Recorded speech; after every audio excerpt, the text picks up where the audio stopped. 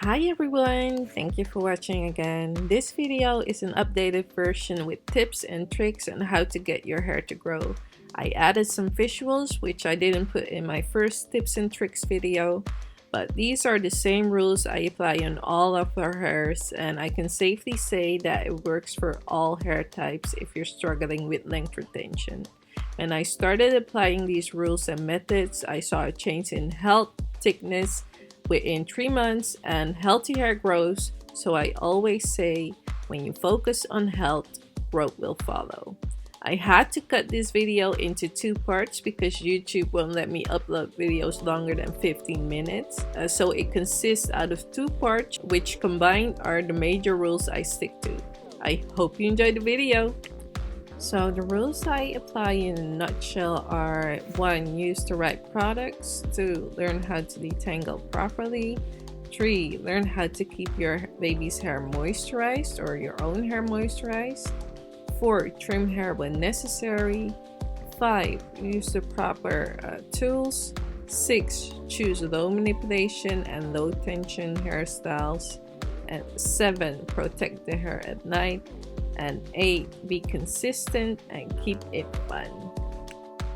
Stick to these rules and you will be able to do a before and after video like this next year. Okay, so product basics. Rule number 1 is know what type of products your hair needs and why. I'm not even talking about hair products, brands, and the quality of them, just what type of products you need to use and in what order you need to use them. This knowledge of product types will make sure that you know what to look for when your deep conditioner isn't working for you. You will learn that you have to look for a new deep conditioner instead of buying a leave-in conditioner because you think it's all the same.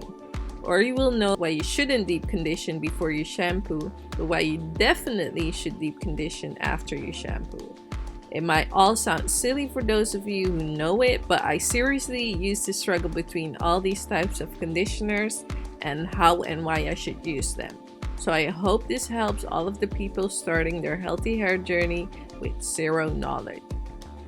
Shampoos to clean the scalp of too much sebum and product buildup. A clean scalp with unclogged pores will encourage hair growth, and clean hair will be able to absorb freshly applied products better than dirty hair. I shampoo once a week to make sure that my scalp and hair are as clean as possible to absorb all the essentials as much as possible. A deep conditioner is basically another word for hair mask. If you have to leave it in for longer than 10 minutes and then rinse it out, you know it's a deep conditioner. Deep conditioners are the only products that really penetrate the core of the hair strand and moisturize the hair from within. This will make sure that your hair stays moisturized longer. Shampoo just stripped your hair from all the oils and essentials. A deep conditioner restores everything with fresh, active ingredients. If you're struggling with dryness, deep condition weekly. A regular conditioner is used after shampoo, whereas shampoo opens the hair cuticle, conditioner seals it back up, blocking the nutrients and pollutants out.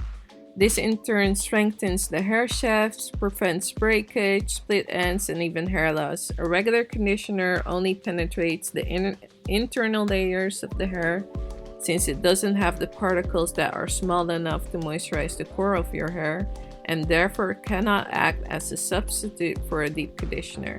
Both a deep conditioner and a regular conditioner are products that need to be rinsed out. A leave-in conditioner, however, is something that stays in the hair and moisturizes the outer layers of the hair.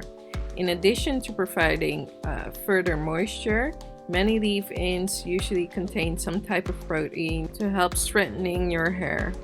Because it's left in the hair, the nutrients will continue to work throughout the days that follow. Butters and oils seal in all the moisture and close the cuticles. Since butters and oils are water repellent, the moisture will have trouble exiting the hair shaft, which improves moisture retention. However, butters and oils do not have moisturizing powers, so only using butters and oils and no conditioners will leave the hair dry as dirt in the long run. Hair stylers are products used to define curl patterns, increase shine, reduce frizz, etc. They are like makeup for the hair and not as much for the health of your hair. That's not their core business. Hairstylers are products like gels, custards, creams, you name it.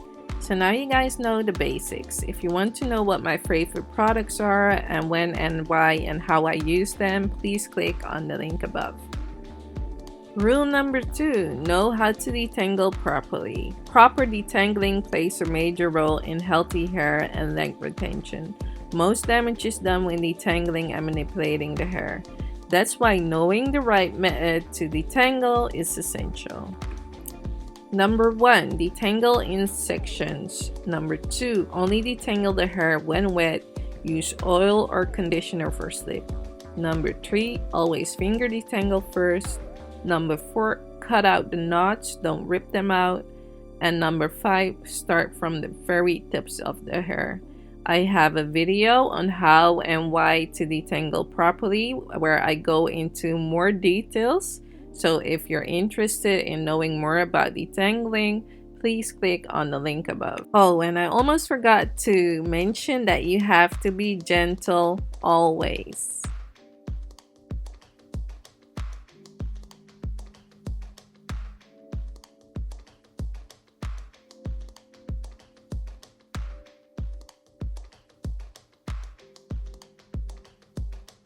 And when I tell you to start at the tips of her hair, I mean the very, very, very tips of her hair, not halfway through.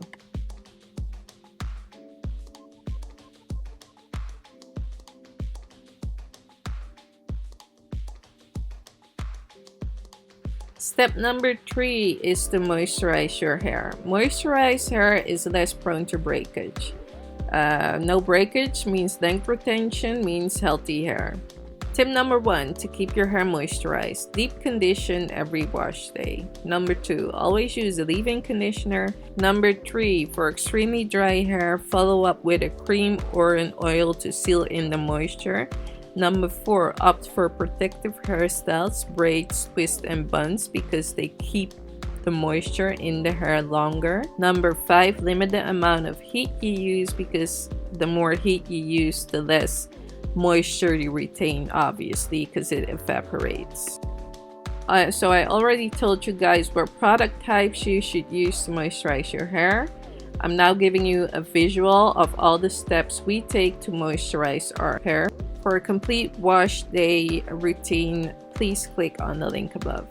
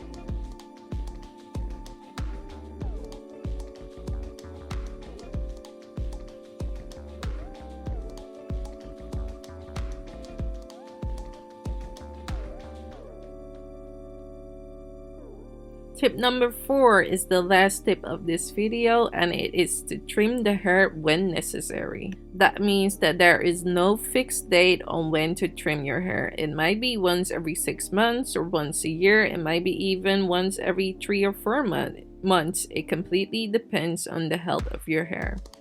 So this is a super short summary of when and how to trim your hair with a visual on how I trim Chanelia's hair versus Janelle's hair.